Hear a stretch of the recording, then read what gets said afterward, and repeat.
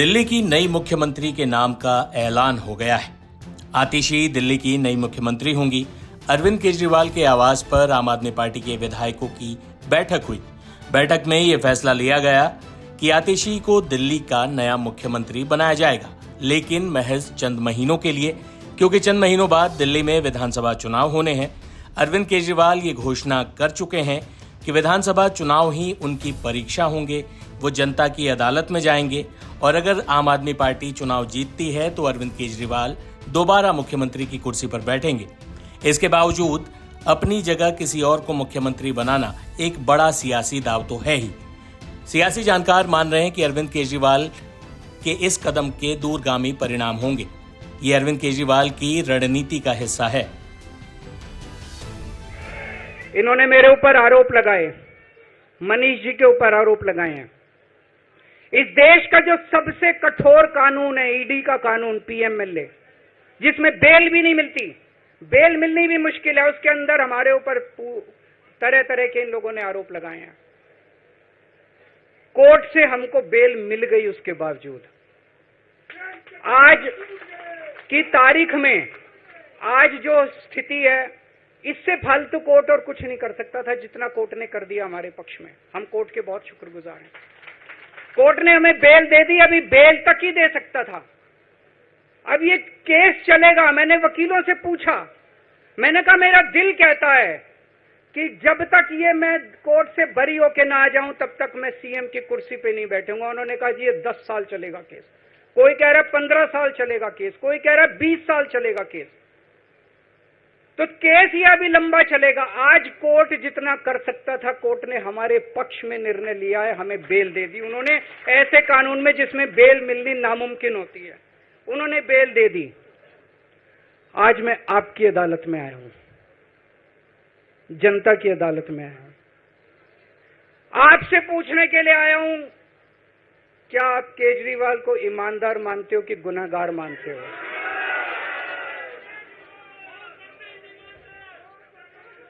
मैं दिल्ली की जनता से पूछना चाहता हूं, मैं देश की जनता से पूछना चाहता हूं कि क्या केजरीवाल ईमानदार है कि गुनहगार है?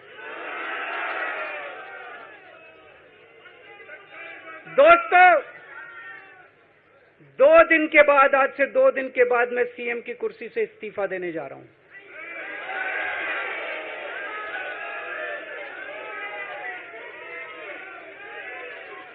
और मैं तब तक सीएम की कुर्सी पे नहीं बैठूंगा जब तक जनता अपना फैसला ना सुना दे। मैं जनता के बीच में जाऊंगा, गली गली में जाऊंगा, घर घर में जाऊंगा, और जब तक जनता अपना फैसला ना सुना दे कि केजरीवाल ईमानदार है, तब तक मैं सीएम की कुर्सी के ऊपर नहीं बैठूंगा। सवाल ये भी है कि मुख्यमंत्री की कुर्सी छोड़ने के बाद अरविंद केजरीवाल करेंगे क्या?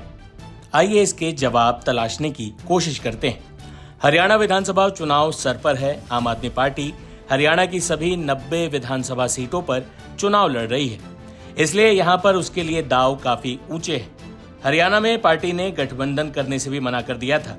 अरविंद केजरीवाल का जन्म स्थान हरियाणा ही है और केजरीवाल के लिए प्रोजेक्ट हरियाणा काफी महत्वपूर्ण, इसलिए अब हरियाणा में सफलता का सारा दारोमदार उनके कंधों पर है।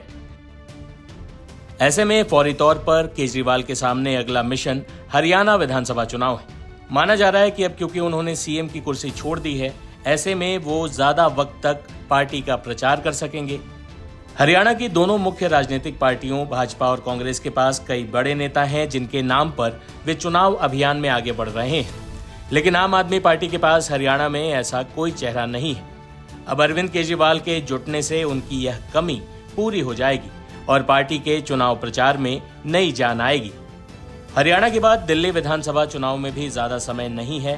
फरवरी 2025 में दिल्ली विधानसभा चुनाव होने हैं। अरविंद केजरीवाल ने इसे पहले ही कराने की मांग की है। इस तरह दिल्ली के लिए 5 महीने से भी कम समय बचा है। ऐसे में केजरीवाल का सीएम पद से इस्तीफा चुनाव की तारीखों को आगे बढ़ाने और दिल्ली में सत्ता में वापसी के एक प्रयास के तौर पर देखा जा रहा है। केजरीवाल के इस्तीफे की घोषणा का समय महत्वपूर्ण है, क्योंकि यह उन्हें खुद को भाजपा के नेतृत्व वाली केंद्र सरकार द्वारा प्रतिशोध की राजनीति के शिकार के रूप में पेश करने का अवसर देता है, पद छोड़कर केजरीवाल जनता की सहानुभूति बटोरना चाहते हैं। इसके अलावा केजरीवाल के इस्तीफे के पीछे प्राथमिक कारणों में से है उनके ऊपर, मनीष सिसोदिया के ऊपर और आम आदमी पार्टी के कई लोगों के ऊपर चल रहे भ्रष्टाचार के आरोप। आबकारी नीति का मामला आम आदमी पार्टी के लिए गले की हड्डी बना हुआ है। सिसोदिया हो या केजरीवाल, दोनों को कानूनी लड़ाई, जेल और सार्वजनिक जांच का सामना करना पड़ा है। पद छोड़ने के बाद केजरीवाल इन आरोपों से खुद को मुक्त करने और लोगों के बीच एक नया जनादेश हासिल करने का लक्ष्य रखेंगे। केजरीवाल अपनी कट्टर ईमानदार छवि को पुनर्स्थापित करने की कोशिश करेंगे, ऐसा उन्होंने अपने इस्तीफे की घोषणा के वक्त भी कहा था। इसके अलावा अरविंद केजरीवाल अब आम आदमी पार्टी, जिसे राष्ट्रीय पार्टी का दर्जा प्राप्त है, उसका विस्तार देश के कई हिस्सों में करने की कोशिश करेंगे। लेकिन इतना तो तय है कि अरविंद केजरीवाल दिल्ली की गद्दी नहीं छोड़ना चाहेंगे और दिल्ली विधानसभा चुनाव के बाद उनकी सीएम पद पे दोबारा वापसी हो सकती है, बशर्ते आम आदमी पार्टी चुनाव में प्रचंड जीत दर्ज करे। इन्होंने मेरे ऊपर आरोप लगाए, मनीष जी के ऊपर आरोप लगाए हैं। इस देश का जो सबसे कठोर कानून है, ईडी का कानून, पीएमएलए, जिसमें बेल भी नहीं मिलती, बेल मिलनी भी मुश्किल है, उसके अंदर हमारे ऊपर तरह तरह के इन लोगों ने आरोप लगाए हैं। कोर्ट से हमको बेल मिल गई, उसके बावजूद आज की तारीख में, आज जो स्थिति है, इससे फालतू कोर्ट और कुछ नहीं कर सकता था जितना कोर्ट ने कर दिया हमारे पक्ष में। हम कोर्ट के बहुत शुक्रगुजार हैं। कोर्ट ने हमें बेल दे दी, अभी बेल तक ही दे सकता था। अब ये केस चलेगा। मैंने वकीलों से पूछा, मैंने कहा मेरा दिल कहता है कि जब तक ये मैं कोर्ट से बरी होके ना आ जाऊं तब तक मैं सीएम की कुर्सी पे नहीं बैठूंगा। उन्होंने कहा जी ये 10 साल चलेगा केस, कोई कह रहा है 15 साल चलेगा केस, कोई कह रहा है 20 साल चलेगा केस। तो केस ये अभी लंबा चलेगा। आज कोर्ट जितना कर सकता था, कोर्ट ने हमारे पक्ष में निर्णय लिया है, हमें बेल दे दी उन्होंने। ऐसे कानून में जिसमें बेल मिलनी नामुमकिन होती है, उन्होंने बेल दे दी। आज मैं आपकी अदालत में आया हूं, जनता की अदालत में आया हूं, आपसे पूछने के लिए आया हूं, क्या आप केजरीवाल को ईमानदार मानते हो कि गुनहगार मानते हो?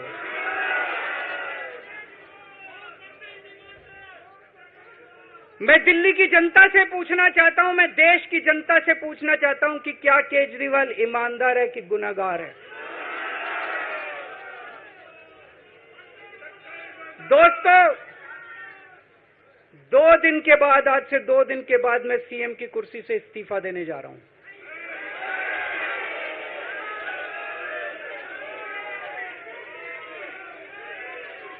और मैं तब तक सीएम की कुर्सी पे नहीं बैठूंगा जब तक जनता अपना फैसला ना सुना दे। मैं जनता के बीच में जाऊंगा, गली गली में जाऊंगा, घर घर में जाऊंगा, और जब तक जनता अपना फैसला ना सुना दे कि केजरीवाल ईमानदार है, तब तक मैं सीएम की कुर्सी के ऊपर नहीं बैठूंगा।